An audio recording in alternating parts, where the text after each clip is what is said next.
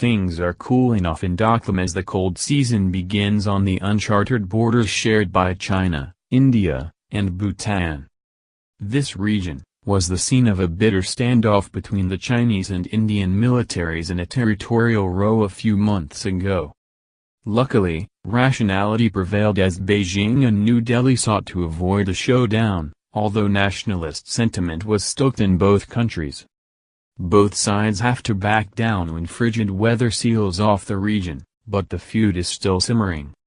For New Delhi, it was obvious that Beijing's fortification of the border area, including widening a road for the People's Liberation Army, had endangered its national security. That is because Doklam is close to the Siliguri corridor, a vital strip just 27 kilometers wide at its narrowest, that links its eastern states to the rest of India. Beijing's motive, other than beefing up its military buildup in Tibet, has much to do with the question of Taiwan.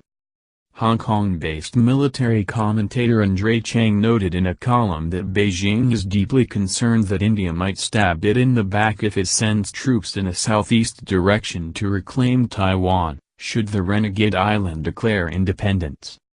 The PLA would have to fight two wars, one in front and a second at the rear, should New Delhi, which has never been amicable with Beijing, take the opportunity to pick a fight on the Chinese border.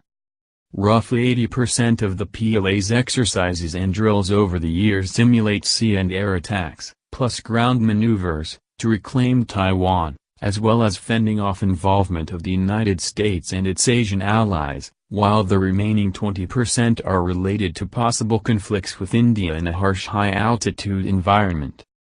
Last month, regiments in the PLA's Western Theater Command, who patrol the Indian-Tibetan border, had a large drill in a craggy plateau to test the war readiness of its soldiers and weaponry in frigid weather conditions.